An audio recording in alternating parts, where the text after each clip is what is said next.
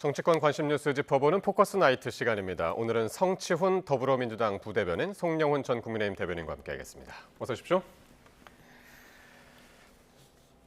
네, 이재명 대통령의 정책 노선을 필패의 길이다라고 한 유시민 작가의 비판에 대해서 민주당 당권 주자들의 입장은 엇갈렸습니다. 관련 발언 먼저 들어보겠습니다.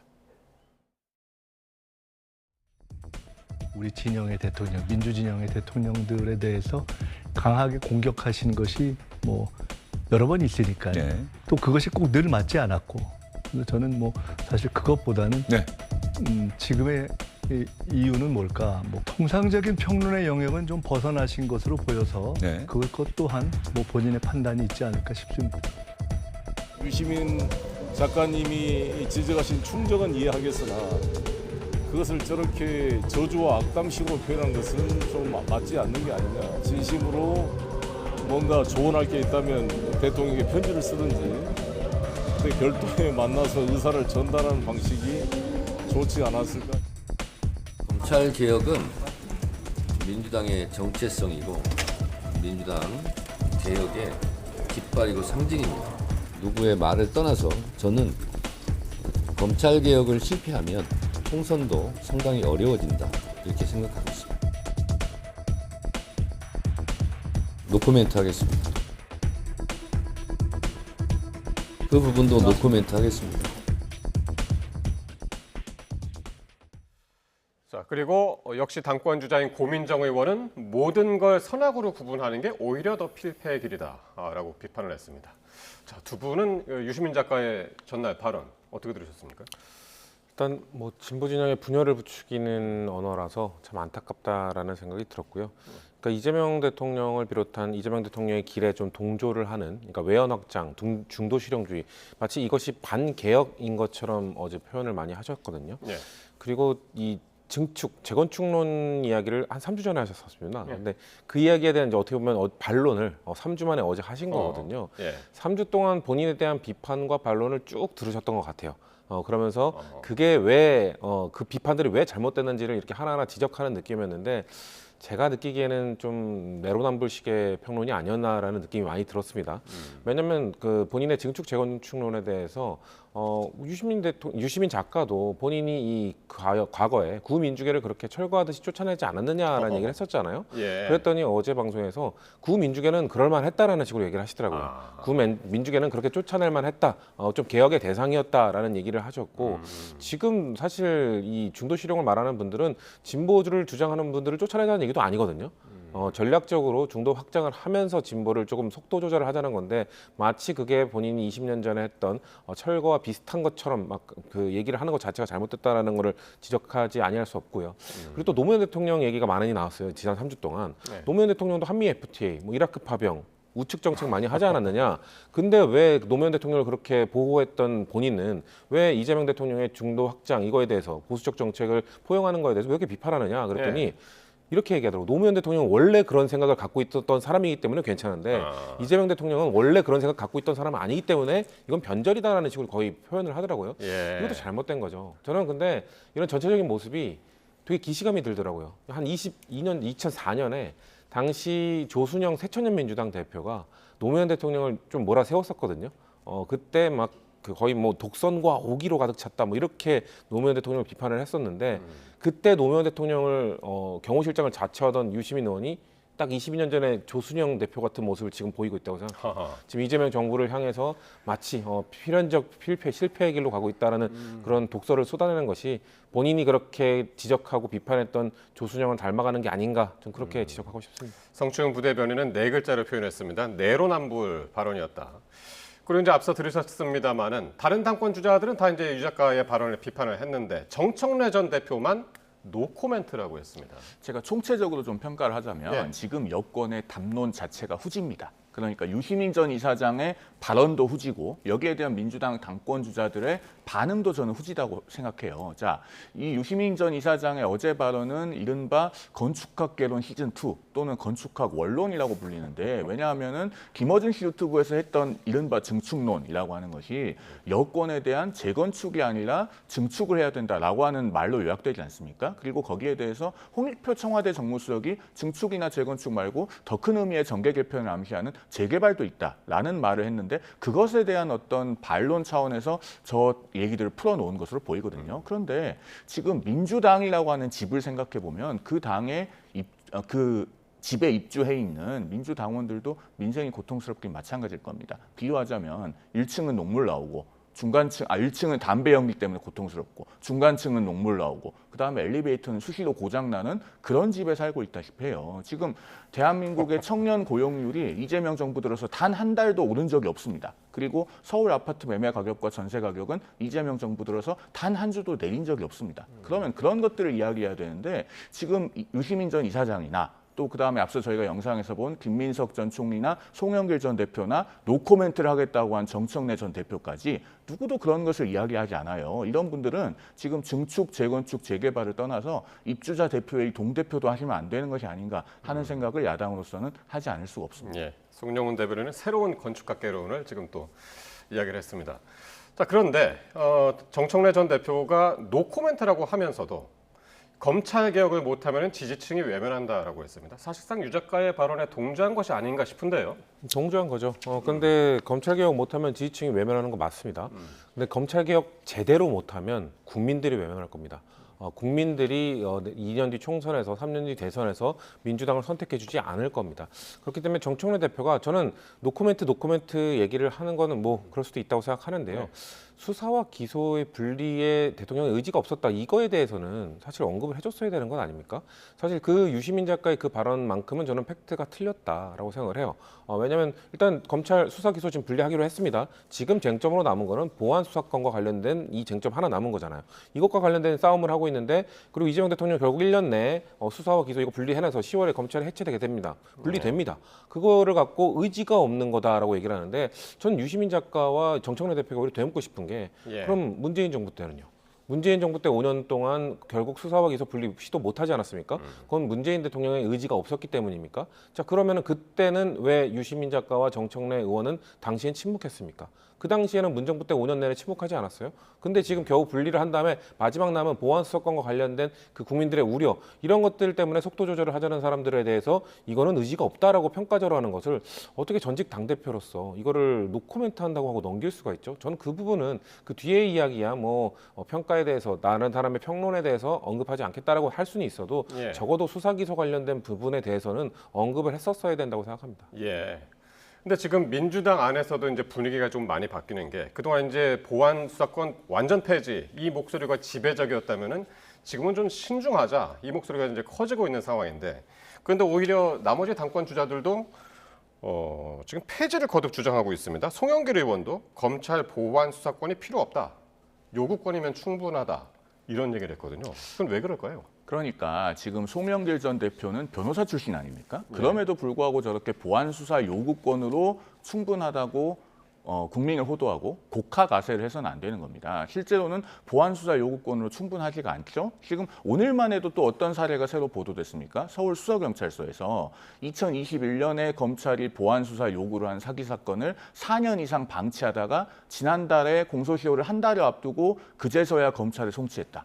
이런 내용이 보도되고 있지 않습니까? 그러니까 보안 수사 요구로는 충분하지가 않은 거예요. 지난주에 창원지검에서 기소한 그 400억 원대 금융사기 사건 같은 경우도 애초에 경찰에서 3천만 원대 사기 사건으로 봤는데, 검찰에서 보안 수사를 요구하면서 그 할부금융을 이용한 금융사기가 의심되니까 그 대여업자와 그다음에 대출을 받은 사업자 간의 공모관계에 대해서 수사하라라고 보안수사 요구를 했습니다. 예. 3번에 걸쳐서 경찰이 그대로 사건을 올려보내다시피 했어요. 그래서 결국은 검찰이 직접 계좌 추적을 했더니 범죄가 고구마 줄기처럼 나와서 400억 원대 금융사기가 밝혀진 겁니다. 이런 사례들이 버젓이 존재하는데 보안 수사 요구만으로 충분하다라고 하는 것은 적어도 법률가 출신 정치인이 해서는 안 될 일입니다. 한마디 덧붙여서 말씀을 드리면은 지금 이 보안 수사권 폐지 문제가 민주당 전당대회 땔감으로 쓰이면서 그야말로 권력투쟁의 도구가 되고 있는데 보안 수사권을 정말로 폐지하면 일부 정치인들과 범죄자들이 득을 보고 예. 그 피해는 국민 대다수가 봐야 됩니다. 왜 그런 길을 가야 됩니까? 야당으로서는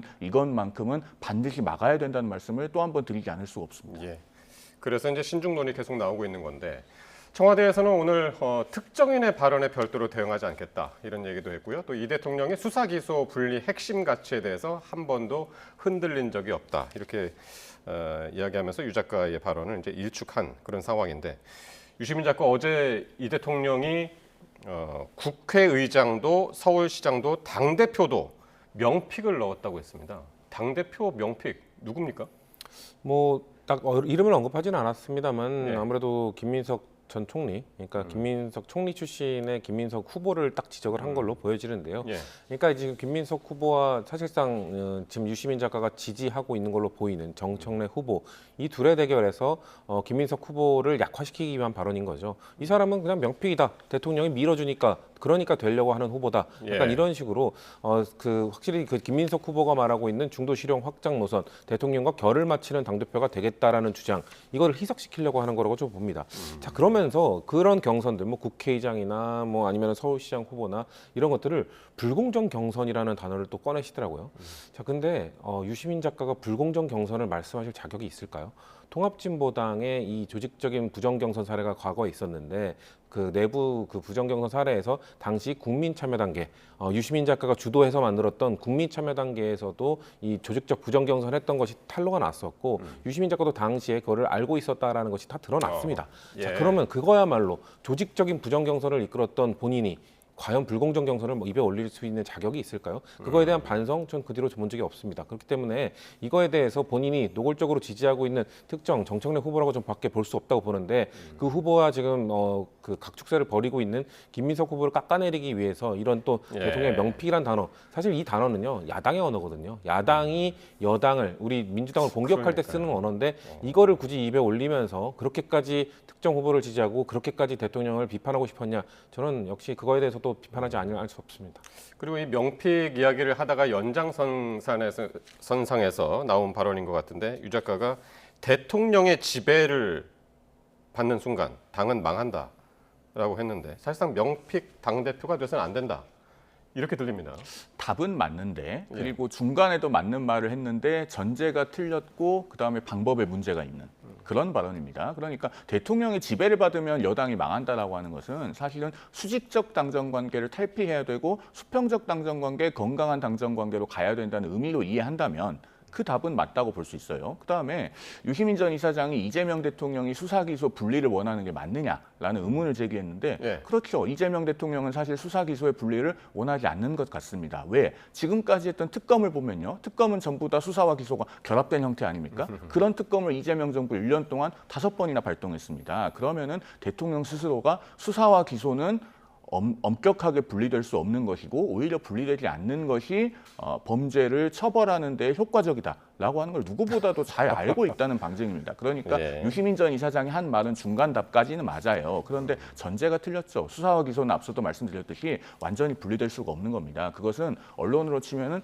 취재와 보도의 분리 같은 거예요. 어떻게 이 두 가지가 완벽하게 분리가 되겠습니까? 그리고 예. 방법에도 문제가 있는 것이 유시민 전 이사장처럼 필연적인 실패의 길로 가고 있다. 이렇게 표현을 하면 야당 입장에서는 분명 맞는 말이에요. 그리고 이재명 대통령이 새겨들어야 됩니다. 그러나 민주당 권리당원들에게 정서적으로 큰 소구력을 갖기는 어려워요. 그러니까 방법적인 면에서도 표현을 좀 달리할 필요는 있어 보인다라는 말씀을 드립니다. 건축학개론에 이어서 수사와 기소에 대한 새로운 논을 또 한 번쯤 이야기를 했습니다. 자, 국민의힘 이야기로 넘어가겠습니다. 장동혁 대표가 장외 여론전에 계속 힘을 쏟고 있습니다. 내일은 이 국회에서 열리는 재헌절 기념행사 대신에 이 부정선거 집회에 참석하겠다고 밝혔는데요. 직접 한번 들어보시죠. 내일 거행되는 재헌절 행사에는 저는 참여하지 않겠습니다.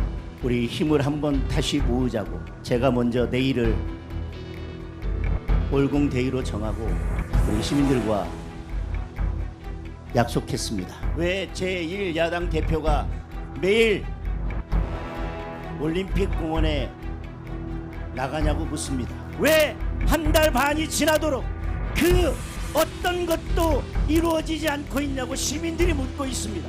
저에게 왜 한 달 반 동안 나가냐고 묻지 말고 우리가 한 달 반 동안 도대체 무엇을 했는지 우리 스스로에게 되물어야 할 것입니다. 자, 제헌절 18년 만에 이제 휴일이 되는데요.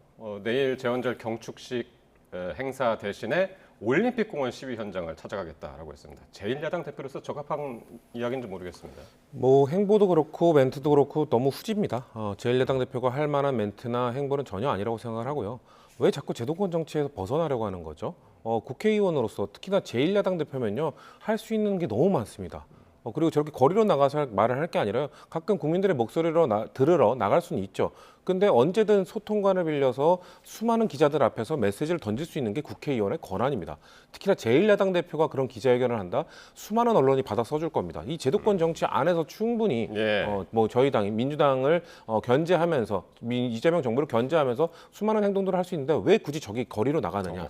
근데 거리로 나가서 지금 함께 한다는 사람들 저는 부정선거론자들이 많다고 생각합니다. 왜냐하면 지금 계속 전국을 집회를 돌고 있잖아요. 그 전국 집회 돌 때 한 며칠 차이로 그 집회에 나오는 사람들이 전한길 씨, 황교안 전 총리 이런 분들입니다. 이런 분들이 얘기하고 있는 게 뭡니까? 부정선거입니다. 그리고 장도혁 대표, 제1야당 대표 입에서 나오고 있는 게 뭡니까? 전면 완전 재선거 해야 된다. 이 얘기 오세훈 시장과는 합의가 된 겁니까? 국민의힘 의원들과는 합의가 된 겁니까? 지금 장도혁 대표 영상 요즘 나오는 거 보면요. 곁에 의원들이 거의 없습니다. 정말 찐장이라고 할 수 있는 정말 소수의 의원들만 남아있고요. 아무도 함께하지 않아요. 대구 집회 같은 경우는 원래 참석하려고 했다가 대구 국회의원들이 거기 가면 안 된다. 가지 말라고 해서 거의 아예 취소가 됐잖아요. 다른 지역도 가보면 간담회 때 겨우 몇 명 나올까 말까 하고요. 지금 저런 집회에 나갔을 때는 국회의원들이 거의 함께하지 않습니다. 그리고 지금 최근 국민의 국회의원들이 장도혁 대표가 자꾸 저 집회 같이 나가자고 압박을 가한다고 그것 때문에 곤란해 죽겠다는 그런 볼멘 소리들도 나오고 있습니다. 자, 그런 저렇게 후지고 제도권 정치에 적합하지 않은 행보를 하고 있는 제1야당 대표 언제까지 지켜봐야 됩니까? 그러게요. 그러니까 지금 주장하고 있는 게 참정권을 잃어버렸다고 그러는 거잖아요.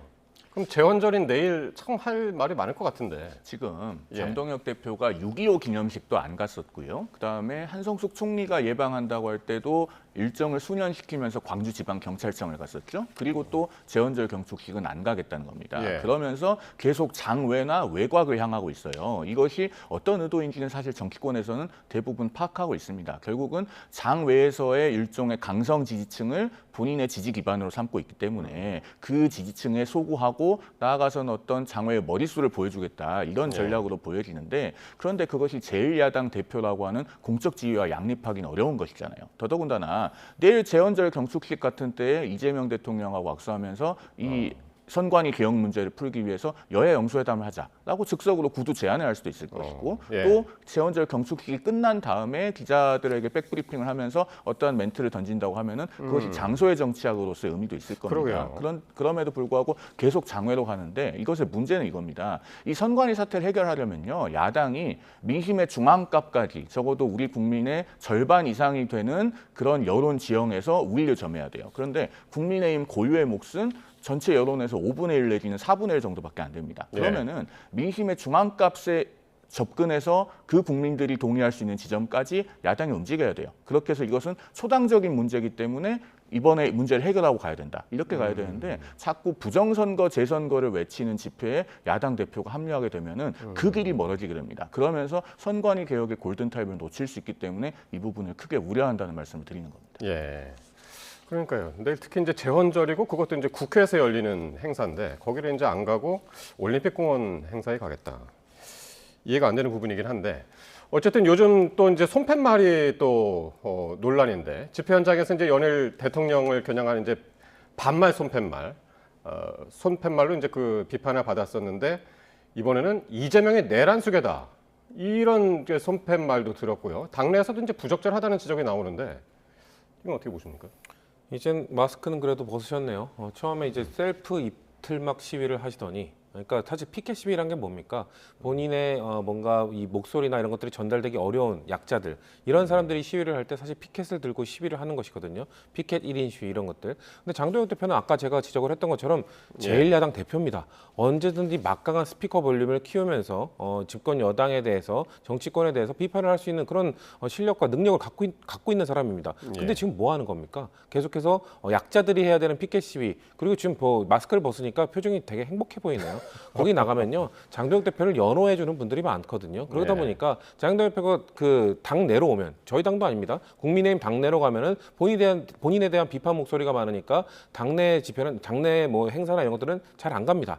그리고 저 밖으로 나가서 본인을 연호해 주는 본인에게 좋은 소리 해주는 사람들만 찾아다니면서 저렇게 이재명 대통령에 대해서는 대통령 호칭도 붙이지 않고 이재명 거기다가 이제 내란수계 저런 극한 표현까지 써가면서 국민들 공감을 얻기 어려운 물론 저기에 나온 사람들은 공감하겠죠. 저기에 나온 사람들만 환호하겠죠. 점점 그러니까 아까 그 송영호 대변인께서 이 국민의 중간값을 딱 말씀을 하셨는데 장도영 대표는 중간값이 아니라 저기 최우측에 있는 정말 극단값으로 계속 한 걸음 한 걸음 걸어가고 있는 행보라고 보여지거든요.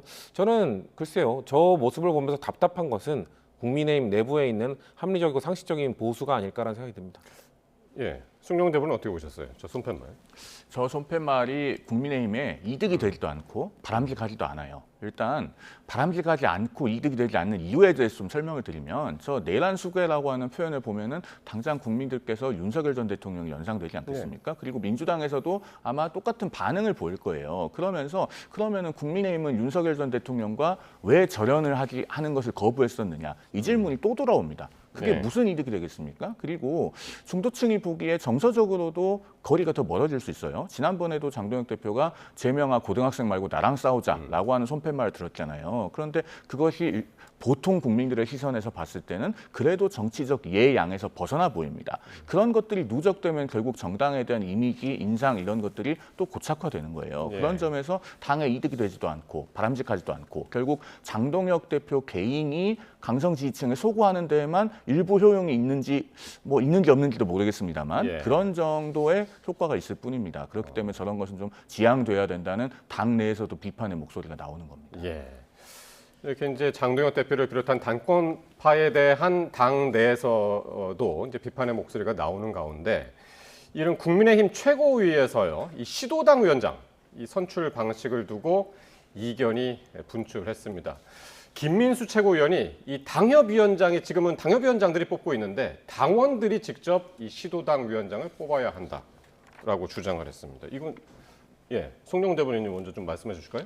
왜 그랬을까요? 일단 원론적으로 보면 그러니까 그 주장 자체만 놓고 보면은 당원의 권리가 넓어져야 한다. 일견 맞는 측면이 있습니다. 그런데 사실은 그러한 주장이 이제 정당의 건강성을 높이고 또 이기는 정당을 만드는 데 기여하는 결과로 연결이 되려면요. 당원이 아닌 국민의 의사를 반영할 방법도 같이 강구되어져야 돼요. 그게 왜 그런지 제가 당위의 측면과 현실의 측면으로 좀 나눠서 말씀을 드리면 일단 지금 정당의 돈이 어디서 나오는지를 봐야 됩니다. 우리나라 정당들은 당원들의 당비만 가지고 움직여지지가 않습니다. 중앙선관위가 매년 정당의 회계보고 및 활동 개왕이라고 하는 보고서를 내거든요. 2024년 자료가 작년 12월에 공개가 됐습니다. 그 통계를 보면은 국민의힘이 2024년에 877억을 벌어들였는데 그중에 23.4%가 당비고 당비가 차지하는 비율의 2배가 넘는 46.9%가 국고보조금입니다. 그러면은 당원만 어떤 선택을 하고 국민의 선택권은 없는 그런 제도는 사실 당위적으로 맞지가 않은 거예요. 그다음에 현실적인 측면을 보면요. 우리나라 그 당원들이 지금 당원 주권이라는 명분을 갖고 당원들의 권리를 확대해 나가고 있다고는 하지만 실제로는 그 투표율, 참여율이 굉장히 낮습니다. 단적으로 올해 1월에 민주당이 정청래 대표 체제에서 1인 1표제를 도입하겠다고 전당원 투표를 했거든요. 당원들한테 권리를 주겠다는 거잖아요. 그런데 그 전당원 투표의 투표율이 31.6%밖에 안 돼요. 그럼 어떤 문제가 생기냐면요. 소수의 공고한 지지층, 이 소수라고 하는 것은 전체 국민 대비 소수를 말하는 겁니다. 그들이 있으면은 거대 정당을 좌지우지할 수 있고 그들의 목소리에 의해서 당 전체가 움직이게 될 수 있습니다. 예를 들면은 국민의힘이든 민주당이든 권리당원이 책임당원이 한 100만 명 정도 된다고 보면 그중에 한 30%가 투표하면 30만 명이죠. 15만 명 정도의 공고한 당원 블록이 있으면은 거대 정당을 좌지우지할 수 있습니다. 그렇게 해서 국회의 상당 부분을 점유하거나 전국 단위 선거에서 절반 가까이를 차지할 수 있게 되거든요. 예. 이게 맞는지를 생각해 봐야 됩니다. 그렇기 때문에 결국에는 그 이중당적을 방지하고 당원을 실질화하고 동시에 국민의 의사도 반영될 수 있는 방법을 강구해야지만 이런 것들이 의미 있는 주장이 될 수 있다라는 점을 좀 민주당이든 국민의힘이든 다 이제 당원 주권 뭐 이런 것들을 강조하고 있습니다만 꼭 그런 것도 아니다. 그렇습니다. 예, 국민 의사를 반영해야 된다 이제 그런 말씀이셨는데 어쨌든 여러분도 기억하시겠습니다만 이제 최근에 이제 조광한 국민의힘 최고위원이 국민의힘 경기도당 위원장에 출마 선언을 했습니다. 갑자기 왜 이럴까? 이게 원외잖아요, 일단은. 그렇죠. 예, 그런데 오늘 김민수 최고 말을 들으니까 이래서 그랬나? 라고 싶기도 합니다.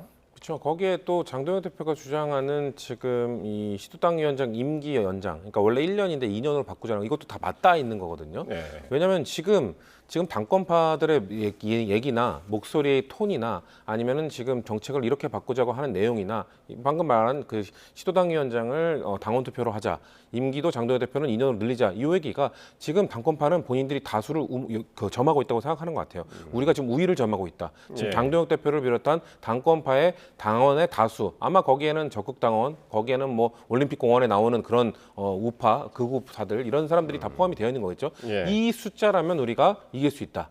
근데 이게 언제 흔들릴지 모르는 거거든요. 그렇기 때문에 이번에 우리가 우위를 점했을 때 시도당 위원장을 차지하고 2년의 임기를 가져야 그럼 2년 뒤에 뭐가 있죠? 총선이 있습니다. 예. 총선 때 이 시도당 위원장의 자리를 갖고 우리가 당권을 유지해야겠다라는 그런 목적이 달려 있는 것이거든요. 그래서 송영원 대변인께서 말씀하신 것처럼 이 당을 어떻게 운영할 것인가, 이런 강성당원들의 목소리에 힘을 실어줄 것인가, 아니면 국민들의 목소리와 지금 당원들의 목소리가 다를 때 균형을 맞추기 위한 제도를 설계할 것인가, 이런 것들에 대한 고민이 있는 게 아니라 본인들의 당권 유지, 본인들의 총선에서의 공천권 유지, 여기에만 지금 혈안이 되어 있는 거거든요. 그렇기 네. 때문에 제1야당 당권파의 이런 마인드나 네. 이런 것들이 너무 후지다는 말씀을 많이 드릴 수 없네요.